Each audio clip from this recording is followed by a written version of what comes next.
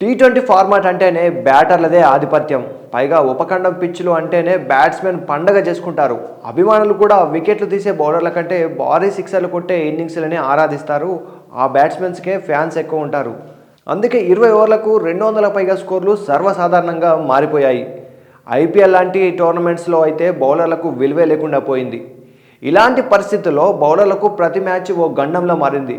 కానీ బుమ్రా మాత్రం ప్రత్యర్థి బ్యాటర్లకు చుక్కలు చూపిస్తున్నాడు. తన మ్యాజిక్ స్పెల్తో అవతలి జట్టు విజయాలను లాగేస్తున్నాడు.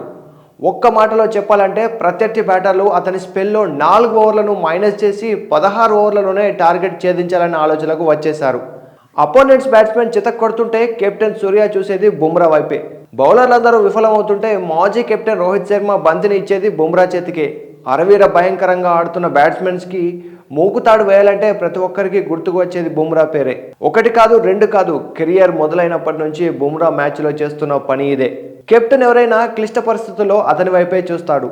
ఎందుకంటే బంతిని అందుకున్నాడంటే ఖచ్చితంగా డాట్ బాల్ వేస్తాడు, లేదంటే వికెట్లు తీస్తాడు. జస్ప్రీత్ బుమ్రానే బ్యాటర్లు చెలరేగిపోతున్న టీ20 ఫార్మాట్లో మోస్ట్ ఎకానమికల్ బౌలర్గా మారాడు బుమ్రా. టీ20 ఫార్మాట్లో వికెట్లు తీయడం కంటే కూడా ఎకానమీ రేట్ ఎక్కువ ఉన్న బౌలర్ని గ్రేట్ బౌలర్ అంటారు. సాధారణంగా ఏ బౌలర్ అయినా తాను వేసే 4 ఓవర్ల స్పెల్లో సగటున 30 పరుగులు ఇవ్వడమే సహజం. ఇంతకంటే ఎక్కువ ఇచ్చే సందర్భాలు ఎక్కువగా చూస్తుంటాం. బుమ్రా మాత్రం అలా కాదు.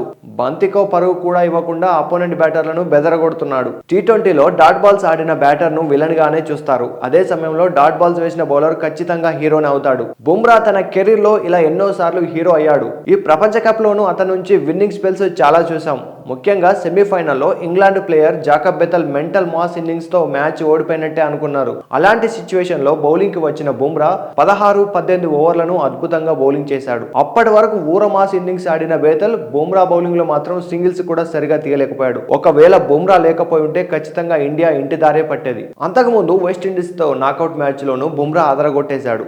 కరెక్ట్ టైంలో హెట్ మేయర్ రోస్టన్ చేజులను అవుట్ చేసి మ్యాచ్ ను భారత్ వైపు తిప్పాడు. మిగిలిన మ్యాచ్ల్లోనూ పరుగులు ఇవ్వకుండా పీసినారిగా నిలిచాడు.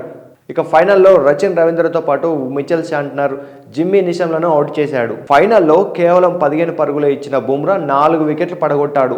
ఇక ఓవరాల్ గా పరుగుల వరద పారిన టీ20 ప్రపంచ కప్ లో కేవలం 6.21 ఎకానమీతో బౌలింగ్ చేశాడంటే బుమ్రా సత్తపై ఇంతకంటే నిదర్శనం ఏం కావాలి. అంతేకాదు 2024 టీ20 వరల్డ్ కప్ ఫైనల్లో కూడా బుమ్రా మ్యాజిక్ స్పెల్ తోనే టీమిండియా కప్ కొట్టింది. విరాట్ కోహ్లీ అయితే Bumrah once in a generation bowler అని అంటే, సునీల్ గవాస్కర్ ను కూడా బుమ్రా 100 ఏళ్లకు ఒక్కడుగా అని ప్రశంసించాడు. ఫైనల్ మ్యాచ్ తర్వాత కెప్టెన్ సూర్యకుమార్ బుమ్రాను మన జాతీయ సంపద అంటూ పొగిడాడు. మరి మీరేమంటారు? బుమ్రా బౌలింగ్ పై మీ అభిప్రాయం ఏంటి? కమెంట్ చేయండి.